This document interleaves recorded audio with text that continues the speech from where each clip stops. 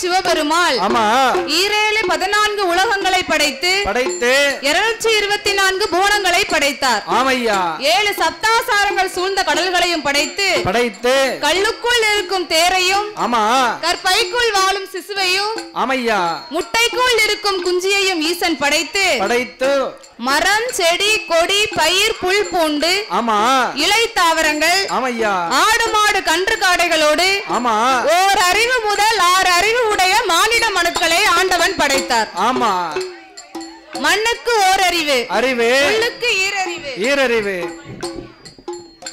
மண்ணுக்கு மூவறிவு ஆமா மரம் செடி கொடிகளுக்கெல்லாம் 4 அறிவு 4 கால் பட்ட மிருகங்களுக்கெல்லாம் 5 அறிவு ஆமா நாமளுக்கு மட்டுமே 6 அறிவு 6 அறிவை ஆண்டவன் கொடுத்து ஆமையா நமக்கு மூவாசையை கொடுத்தார். ஆமா மண்ணாசை பொன்னாசை ஆமா பெண்ணாசை ஆமா மூவாசையை கொடுத்து நமக்கு ஆண்டவன் எஞ்சான் உடம்பை கொடுத்தார். ஆமையா எஞ்சான் உடம்பு என்றால் என்ன?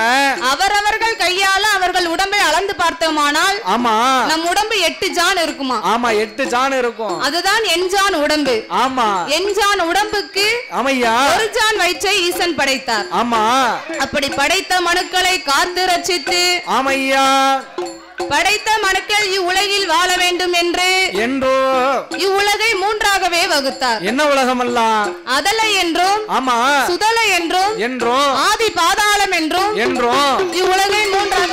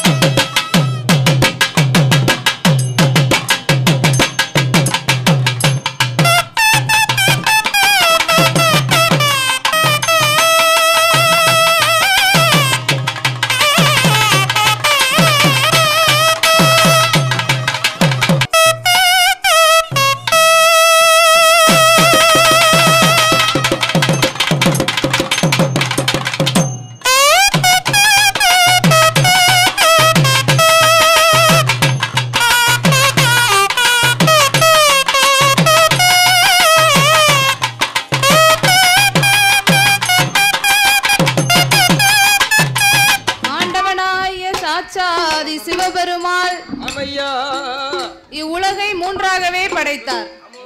அதலை என்றால் ஆகாய உலகம், சுதலை என்றால் மத்திப பூமி, ஆதி பாதாளம் என்றால் இதற்கும் கீழ் ஓர் உலகம். அந்த ஆதி பாதாள உலகத்தில் யார் யாரெல்லாம் வாழ்ந்து வருகிறார்கள் தெரியுமா? யார் யாரெல்லாம் பாதாள உலகத்தில பாதாள உலகத்தில அரக்கனோட இடமதியில ரிஷிமுக வர்ணனுமா கண்ணி பெண்ணவளும் மன்னவனும் தேவியுமா மனமகிழ்ந்து வாழ்ந்து வாரார். எள்ளுக்கு எண்ணெய் போல தோழர் போல பூவு நல்ல நாறு போல பொருத்தமுடன் வாழ்ந்து வாரார்.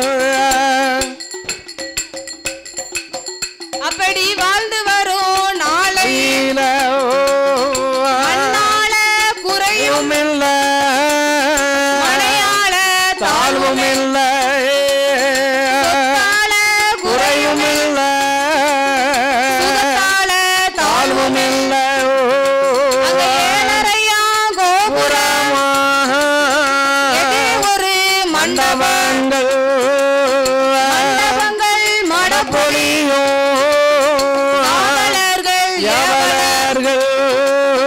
களஞ்சிய பொன் திரவியமா. இப்பேற்பட்ட சொத்துக்களோடு வாழ்ந்து வரும் இருவேர்களுக்கு ஆமையா ஏந்தும் பிள்ளை ஒன்று இல்லாத காரணத்தினால் ஆமம்மா ஆண்டவனை எண்ணி அள்ளும் பகலும் 60 நாளிகை தவம் இருந்து வருகிறார்கள். ஆமையா அவர்கள் எப்படி தவம் இருந்து வருகிறார்கள் தெரியுமா? எப்படி அம்மா? ஆண்டவனை நினைக்கணுமே, ஆண்டவனை நினைக்கணுமே, அருமை தவம் செய்யணுமே,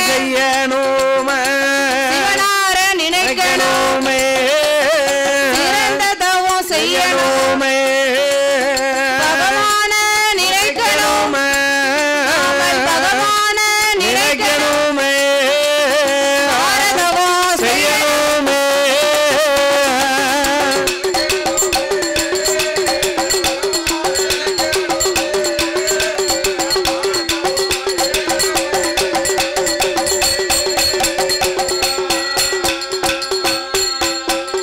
இப்படி ஆண்டவனை மனதில் எண்ணி அள்ளும் பகலும் 60 நாளிகை ஆமையா அள்ளும் பகலும் 60 நாளிகை ஆண்டவனை மனதில் எண்ணி இருவேர்களும் ஒருமுகமாக இருந்து கொண்டு தவம் இருந்து வருகிறார்கள். ஆமா அவர்களை போலவே இன்னும் ஒருவருமே தவம் இருந்து வருகிறார். அவர் யாரு?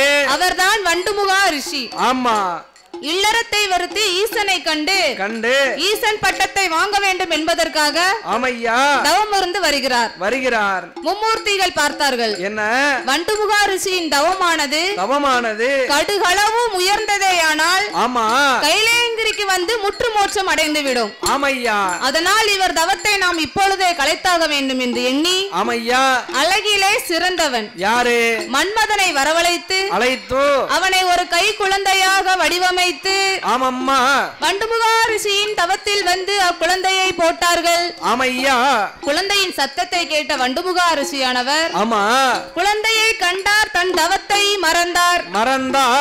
குழந்தையை கையில எடுத்து அள்ளி அரவணைத்து ஆவலோடு முத்தமிட்டார். ஆமா மும்மூர்த்திகள் ஆகாய மார்க்கமாகவே வந்து அடே வண்டுமுகா ரிஷி, நீயோ கல்யாணமாகாத நித்திய பிரம்மச்சாரியானவர். ஆமா நித்திய பிரம்மச்சாரியான உமக்கு இந்த பிள்ளை ஏது? கல்யாணமே ஆகாத உமக்கு இந்த கை குழந்தை ஏது? ஆமா என்று மும்மூர்த்திகள் கேட்ட பொழுது அந்த வண்டுமுகா ரிஷியானவர் தன் தவத்தை மறந்து ஞானத்தால் பார்த்தார். ஆமம்மா டேய் கிராதகா, ஏ பாலகா, என் தவத்தை கலைக்க பிறந்த சண்டாளா, ஆமா என் தவத்தை கலைக்க யார் உன்னை ஏவல் செய்து அனுப்பினார்களோ நீ அவர்களுக்கே விரோதமாக சென்று ஆமா நாளை ஒரு காலத்தில் அவர்கள் கையாலேயே மாண்டு மடிவாயாக போ என்று சாபத்தை கொடுத்தார். குழந்தையை வீசி எறிந்தார். ஆமையா அப்படி வீசப்பட்ட குழந்தையானது என்ன ஆகாய மார்க்கமாகவே உருண்டு வந்து ஆகாய மார்க்கமாகவே உருண்டு வந்து ஆமையா ஆதி பாதாள உலகத்தில் தவம் இருந்து வருகிறார்கள் அல்லவா? ஆமா. யார் தவம் இருந்து வருகிறார்? யார் தவம் இருக்கா? ரிஷிமுகா வர்ணனும் இரத்தக்கண்ணி பெண்ணானவளும் அவர்கள் தவத்தில் இக்குழந்தை வந்து விழுந்தது. ஆமா. குழந்தையை கண்டதும் இருவேர்களும் ஆனந்தங்களை கொண்டு ஆமையோ அவர்கள் என்ன செய்கிறார்கள் தெரியுமா? என்னமா செய்கிறார்கள்? வாரி நல்ல கையில் எடுத்து வரு நலச்சோ முத்தமிட்டார். நல்ல கையில் எடுத்து வரு நலச்சோ முத்தமிட்டார். சேர்த்து மெல்ல தான் எடுத்து செவியோடு முத்தமிட்டார். சேர்த்து மெல்ல கையில் எடுத்து செவியோடு முத்தமிட்டார். அவர் கோரி மெல்ல தான் எடுத்து கோடி லட்சம் முத்தமிட்டார்.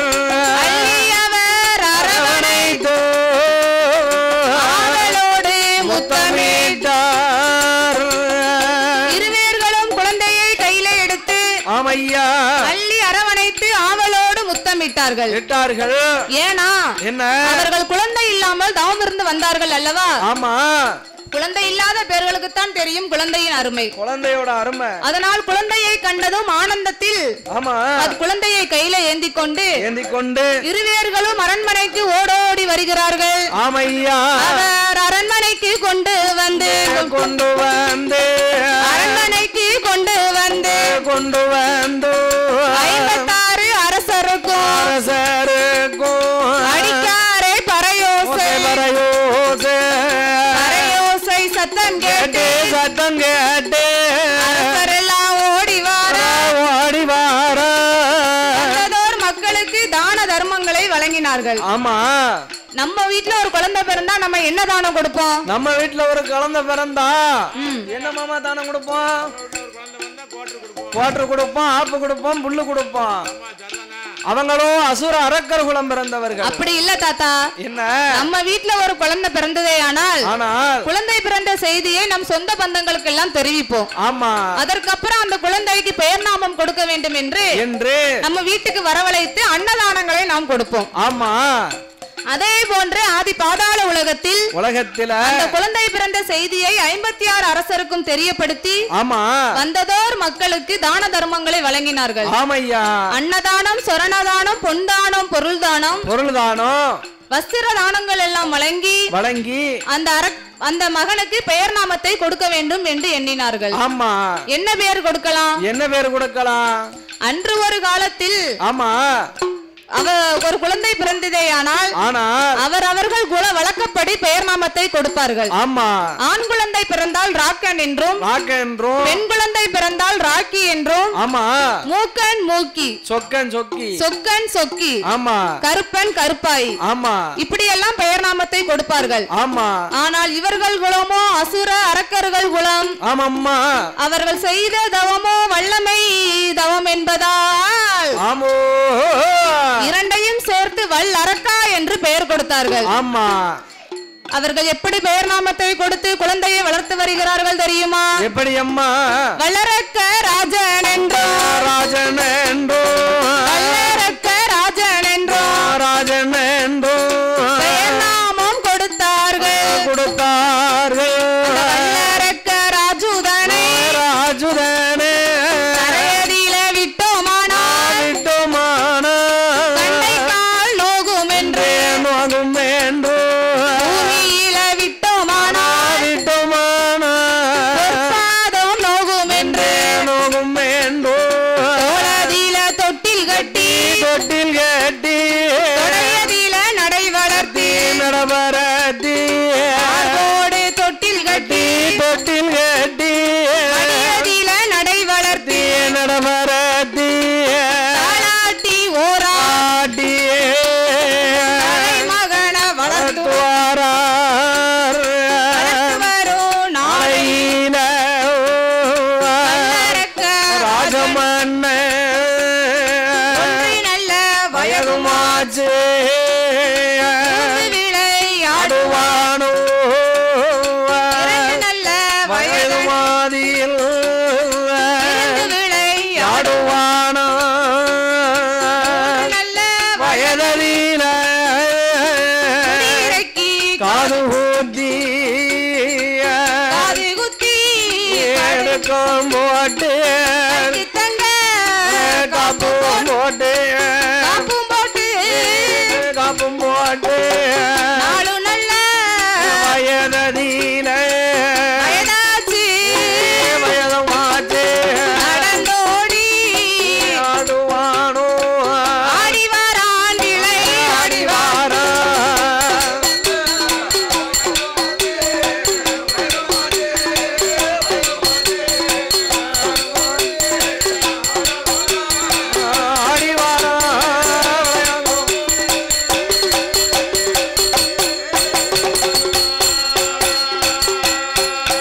அவன் 5 நல்ல வயதனில் அறிவுகளை படித்து வாரான் 6 நல்ல வயதனில் ஆயர்களை படிக்க போறான் 7 நல்ல வயதனில் எழுதுவடி படிக்க போறான் 8 நல்ல வயதனில் 8 பாடம் அதை எழுதுவான் அவன் 9ஆம் வயதில் ஓலை சுவடியதும் படிக்க போறான் 10 16 வயதுக்குள்ள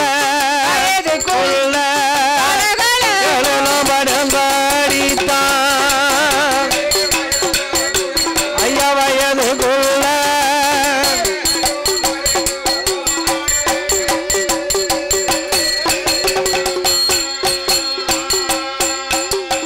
இப்படி 16 வயதுக்குள் பல கலைகளையும் படித்தான் வல்லரக்கன். ஆமா அவன் ஆயர்களை 64 படித்து முடிப்பதற்குள் ஆமா அரக்கனுக்கு வயதோ 16. 16 வயசு 16 வயதுக்குள் பல கலைகளையும் படித்து முடித்தான். ஆமா அப்ப ரிஷிமுகாவர்ணனும் இரத்தக்கண்ணி பெண்ணவளும் பெண்ணானவளும் மன்னா என்ன ரிஷிமுகாவர்ணா ரிஷிமுகாவர்ணா நாமளுக்கோ வாழும் பிராயங்கள் போய் வயோத்தியாக கூடிய காலம் வந்து விட்டது. ஆமா தன் மகனுக்கோ பால பருவங்கள் போய் பருவ காலங்கள் வந்து விட்டது.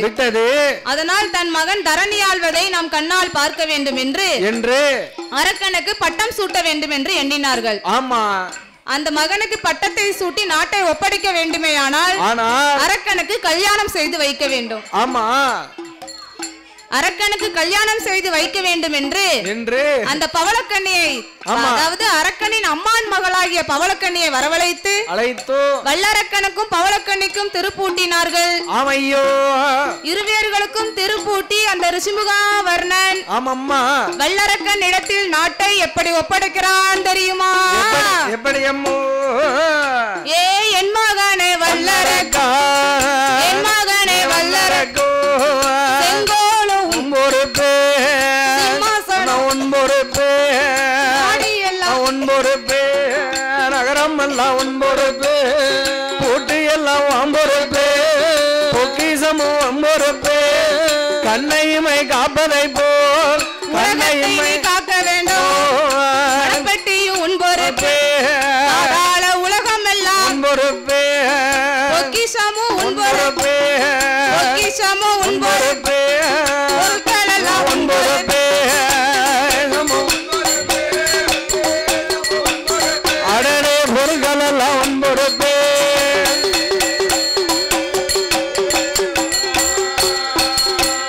அப்படி ஒப்படைத்த வேலையில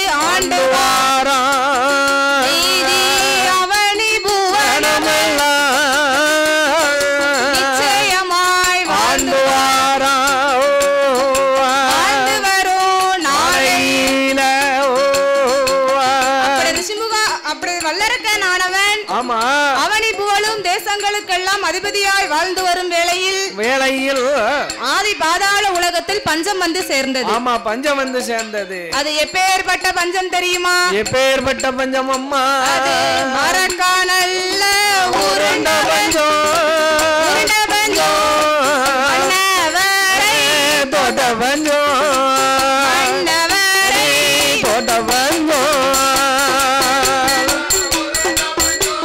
ஐயா உருண்ட பஞ்சம்,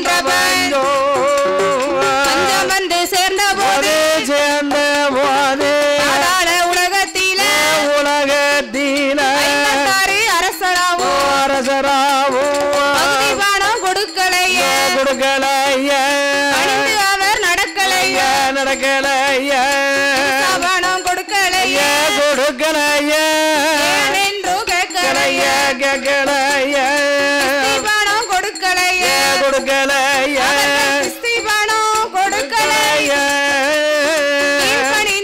நடக்கலைய. இப்படி 56 அரசர்கள் யாவரும் பகுதி பணம் கொடுக்காமல் ஆமையா கப்பம் காணிக்கை இருசா யாவும் செலுத்தாமல் இருந்ததனால நாட்டில் அதிக பஞ்சங்கள் ஏற்பட்டது. உடனே வல்லரக்கனானவன் பணப்பட்டியை பார்த்தான், பணமெல்லாம் குறைந்து விட்டது. பொக்கிசத்தை பார்த்தான், பொருட்கள் எல்லாம் குறைந்து விட்டது. களஞ்சியத்தை பார்த்தான், கஜானா காலி. உடனே மந்திரியை அழைத்தான். ஏ மந்திரி, நான் என்னைக்கு ஆட்சியில் இருந்து அரசி பரிகாரம் செய்து வந்தேனோ அன்னையிலிருந்து நாட்டில் மழை இல்லாமல் பஞ்சங்கள் ஏற்பட்டது. அதனால் நீ 56 அரசர் யாவருக்கும் பறையோசை அடுத்து பகுதியை வாங்க வேண்டும் என்று அரக்கன் சொன்ன பொழுது அப்படியே ஆட்டும் என்று அப்படியே ஆட்டும் என்று மந்திரியோ ஓடி வந்து 56 அரசருக்கும் அடிக்காரே பறையோசை சத்தம் கேட்டு அரசரெல்லாம் ஓடி வந்தார் அருமையா மந்திரிய வார்த்தை ஒன்று சொல்ல கேளோ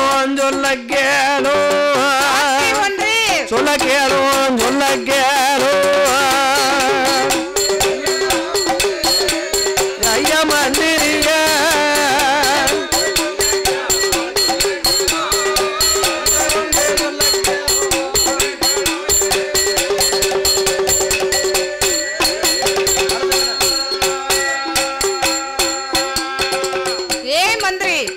உங்கள் மன்னன் சொன்னார் என்று பகுதியை வாங்கி பறையோசை அடிக்க வந்திருக்கிறாயா?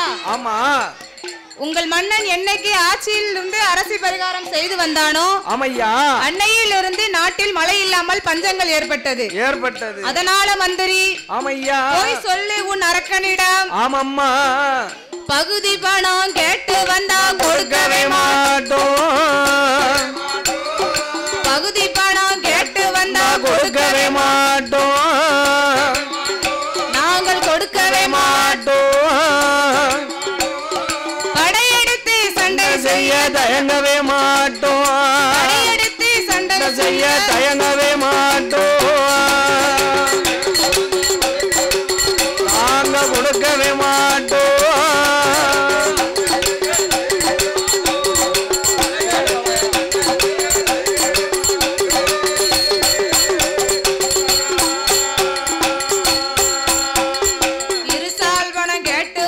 கொடுக்கவே மாட்டோம். நாங்கள் கொடுக்கவே மாட்டோம்.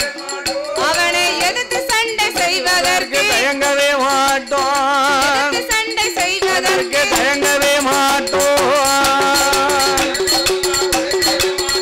நாங்கள் கொடுக்கவே மாட்டோம். நாங்கள் எதிர்த்து சண்டை செய்வதற்கு தயங்கவே மாட்டோம்.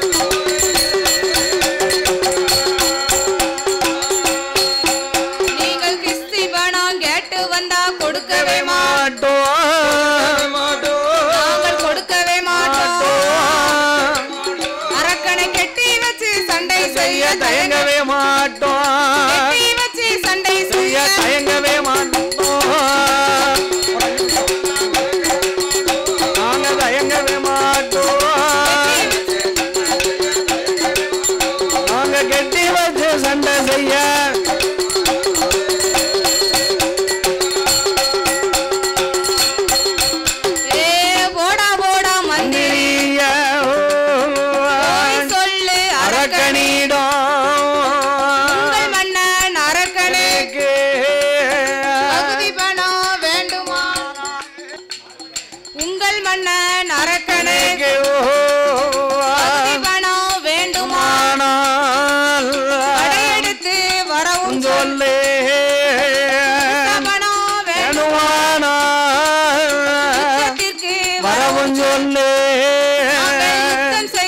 பார்த்திடலாம்.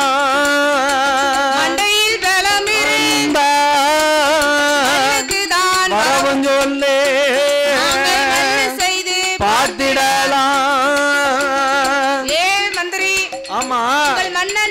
உனக்கு மண்டையில் பலம் இருந்தால் மல்லுக்கு வர சொல்லு வர சொல்லு வர சொல்லு என்று 56 அரசர்கள் யாவரும் சொன்ன பொழுது ஆமா மந்திரி பார்த்தார். என்ன அரக்கன் பக்கம் போனோமானால் பகுதியை வாங்கிட்டு வான்னு இங்க வரட்டுதான். அரசர்கள் பக்கம் வந்தோம்னா பகுதி இல்லன்னு அங்க வரட்டுதாங்க. ஆமா அதனால் நாம் என்ன செய்வது? என்ன இந்த அரக்கனை நாட்டை விட்டே நாம் துரத்த வேண்டும் என்று எண்ணிக்கொண்டு ஆமையா அரக்கனிடத்தில் ஓடோடி வந்து மந்திரியானவர் ஆமம்மா ஏ மன்னா அரக்கா ஏ அரக்கா உங்கள் வார்த்தைப்படி 56 அரசருக்கும் பரயோசை அடித்து வந்தேன். ஆமோ ஆனால் யாவரும் பகுதி கொடுக்கவில்லை. இந்த அலங்கார பந்தல் சிங்கார மேடையில் பாடும் நாமளுக்கு பரிசளித்து அன்பு பாராட்டி உள்ள செல்ல சீமான்கள் யார் என்று சொல்லவே முடியாது. கணக்கே இல்லாமல் அனைவரும் அன்பு பாராட்டி பரிசளித்து உள்ளார்கள். அதனால் யார் பேரு எப்படி சொல்ல யாரு எவர்னே தெரியல. அனைவரும் அன்பு பாராட்டி பரிசளித்து உள்ளார்கள். அதனால் ஒவ்வொருத்தர் பெயராய் சொன்னோமானால் மறுநாள் விடிந்துரும். அதனால் தமக்கு பொன்னாடை போற்றினவர்களுக்கும் பட்டாடை போற்றினவர்களுக்கும் மலர் மாலை போற்றினவர்களுக்கும் பணமாலை கொடுத்தவர்களுக்கும் அன்பு பாராட்டி ஆதரவு செய்த அனைத்து உள்ளங்களுக்கும் நன்றியை தெரிவித்துக் கொண்டு அவர்கள் உற்றார் பெற்றார் உறவினர்கள் குடும்பகுல கோத்திரங்கள் எல்லாம் மக்கள் நல்ல மனைவியோடு அவர்கள் வாழ வேண்டும். அவர்கள் வளர வேண்டும்